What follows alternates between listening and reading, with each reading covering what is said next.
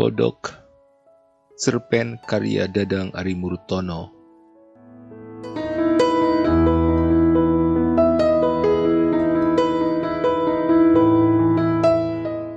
Seorang perempuan sedang jalan-jalan santai di tepi hutan kota ketika tiba-tiba ia mendengar seekor kodok hijau sebesar telapak tangan orang dewasa berseru kepadanya dari bawah bangku beton. "Tolong aku," rintih kodok itu kepada si perempuan. "Tolong aku." Si perempuan sedikit kaget tapi tanpa disertai perasaan heran atau takut, melangkah mendekati si kodok. Lantas berjongkok dan mengelus kepala kodok tersebut. "Ada yang bisa kubantu?" Si perempuan bertanya. "Cium aku," kata si kodok, "dan aku bakal berubah menjadi pangeran yang akan menikahimu." "Seorang pangeran tampan?" Si perempuan bertanya kembali. "Seperti dalam dongeng." Si perempuan menegaskan. "Seorang pangeran tampan," jawab si kodok, "yang paling tampan yang bisa kau bayangkan. Dan ya, seperti dalam dongeng." Si perempuan tersenyum. "Aku sudah lama menunggu saat-saat seperti ini tiba," katanya. Si perempuan membawa si kodok pulang dan menempatkan si kodok dalam akuarium yang lama kosong setelah ikan mas peliharaannya mati 4 bulan lalu karena keracunan kaporit dari air PDAM. "Kapan kau akan menciumku?" Si kodok bertanya dari dalam akuarium yang sedikit buram kacanya. Ia menatap si perempuan dengan muka memelas. Lendir tipis membuat ujung hidungnya berkilau. "Sabar," kata si perempuan sambil tersenyum. Manis sekali. "Bagaimanapun, aku tak pernah mencium seekor kodok, dan aku perlu menyiapkan diriku. Kau tentu tahu maksudku. Kulit basahmu itu, maaf, sedikit menggangguku." "Aku paham," si kodok berkata.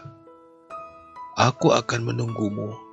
Aku akan menunggumu bahkan jika itu memerlukan waktu 100 tahun. Si perempuan tertawa, renyah sekali. "Tidak selama itu," si perempuan berujar. 100 tahun lagi aku hanyalah rabuk yang dihisap bunga-bunga." Si perempuan kemudian masuk ke dalam kamar setelah melemparkan satu kecup jauh yang membuat si kodok tersenyum samar. Si perempuan mengambil ponsel dan menelepon temannya. "Aku menemukannya," kata si perempuan. "Seekor kodok yang bisa bicara dan minta dicium supaya ia bisa menjadi pangeran dan menikahiku." Si teman dari ujung sambungan berseru kaget. "Kau akan melakukannya?" "Bagaimana kalau kita melakukannya bersama-sama?" Si perempuan mengajukan penawaran. "Aku tahu kau sudah lama menunggu kodok seperti ini." "Ah," si teman mendesis. "Kau memang teman terbaikku. Tentu saja aku akan melakukannya dengan senang hati. Tak ada hal yang lebih kuingini di sepanjang hidupku daripada melakukannya." Dan begitulah si teman segera bersiap, lantas meluncur menuju rumah si perempuan. Si teman punya pengalaman panjang dengan kodok yang bisa bicara dan minta dicium supaya bisa menjadi pangeran tampan yang menikahinya. 4 tahun yang lalu dalam piknik kantor, si teman menemukan seekor kodok yang bisa bicara tengah terperangkap sebatang kayu tumbang di dekat danau. Sebuah pemandangan dan situasi yang hampir bersifat surreal. Kodok itu menatap si teman dengan pandangan memelas, dan itu membuat si teman tidak tega.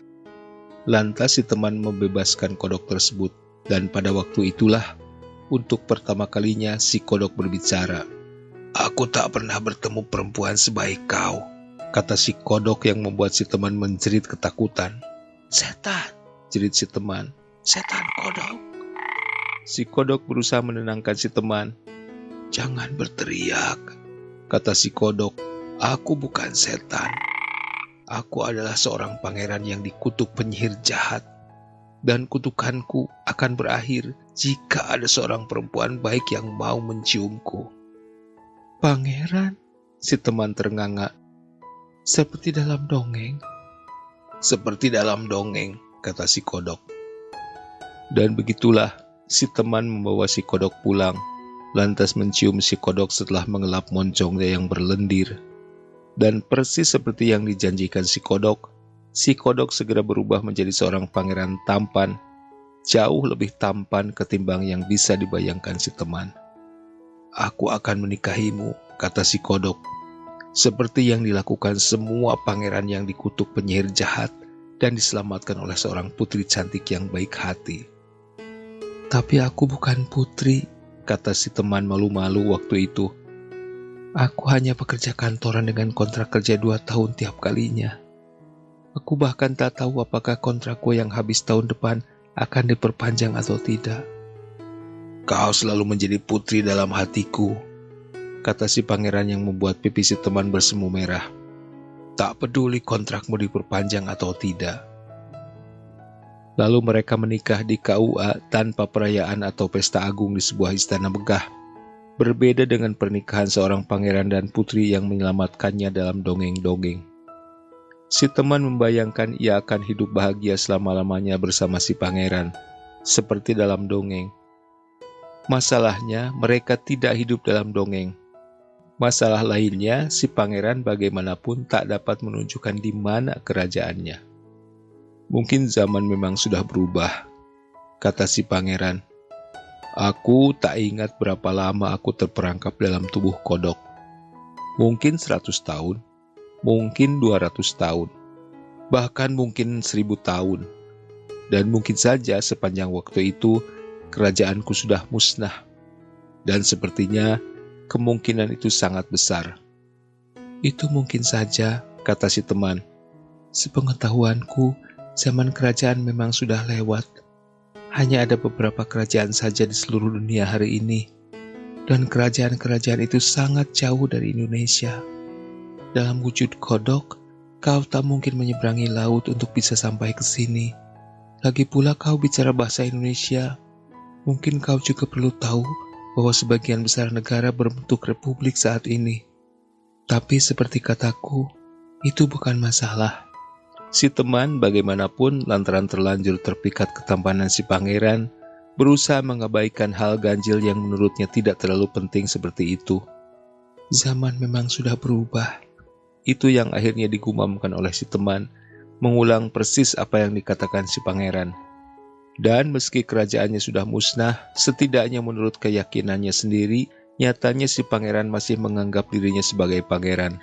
Dan sebagai pangeran, si pangeran selalu ingin menyantap makanan terbaik, mengenakan pakaian terbaik, mendapatkan fasilitas terbaik, menerima pelayanan terbaik, dan tidak mau pergi bekerja atau sekedar mencari kerja.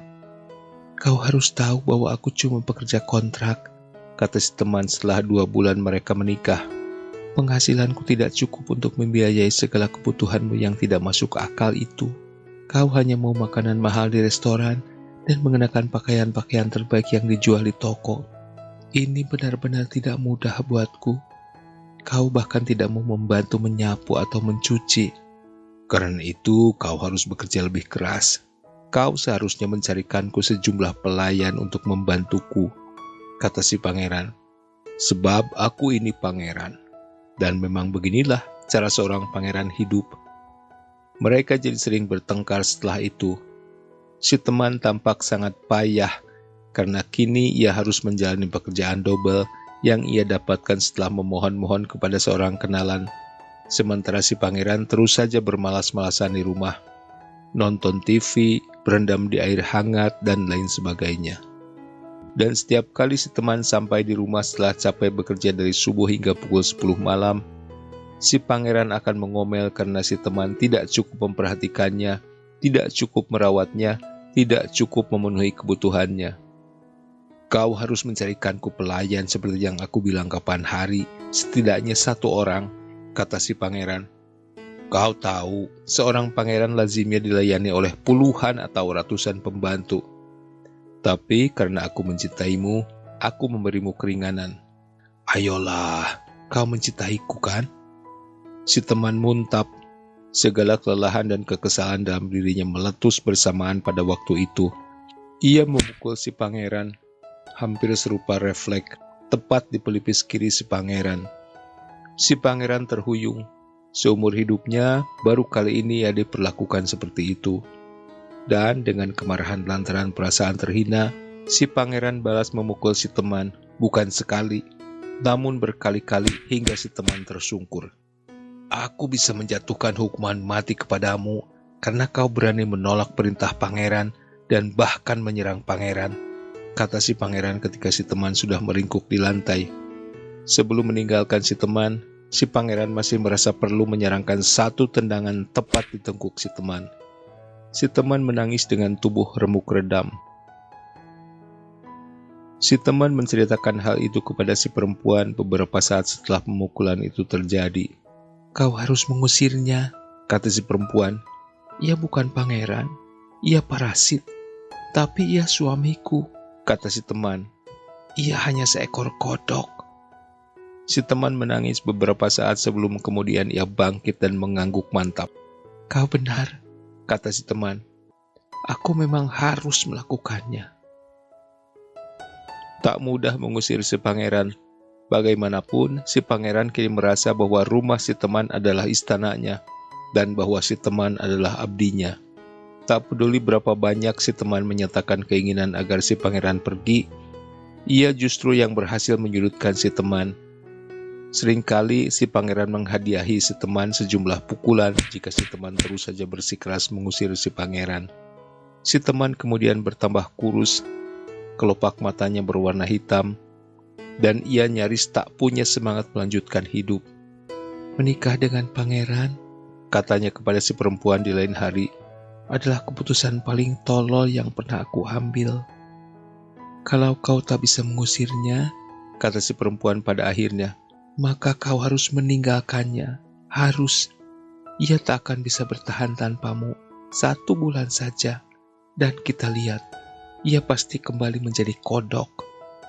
Dan itulah yang kemudian dilakukan si teman. Pada suatu hari, ia berangkat kerja seperti biasa. Namun sampai pukul 12 malam, si teman tidak kembali ke rumah. Si pangeran berusaha menelepon, namun nomor telepon si teman tidak aktif. Keesokan harinya, si pangeran mendatangi kantor tempat kerja si teman, dan semua orang mengatakan jika si teman sudah mengundurkan diri dan mereka tidak tahu di mana si teman sekarang. Si pangeran tidak punya petunjuk. Si pangeran kembali pulang, tak tahu harus melakukan apa selain diam dan diam. 2 hari kemudian si pangeran kembali menjadi kodok, sebab ia lebih punya pengalaman bertahan hidup sendirian sebagai kodok ketimbang sebagai manusia. Dan sebagai kodok, si pangeran melompat, mencari tempat lembab, dan tak pernah terlihat lagi selama bertahun-tahun.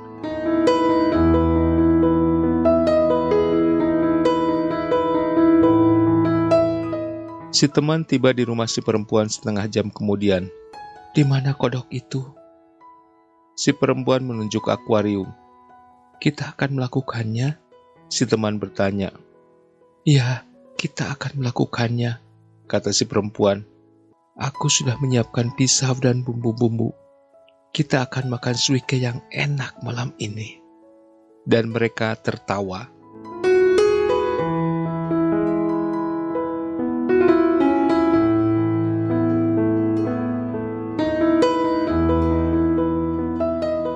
Terima kasih sudah menyimak. Tata dan Raja pamit. Selamat menikmati hari yang menyenangkan.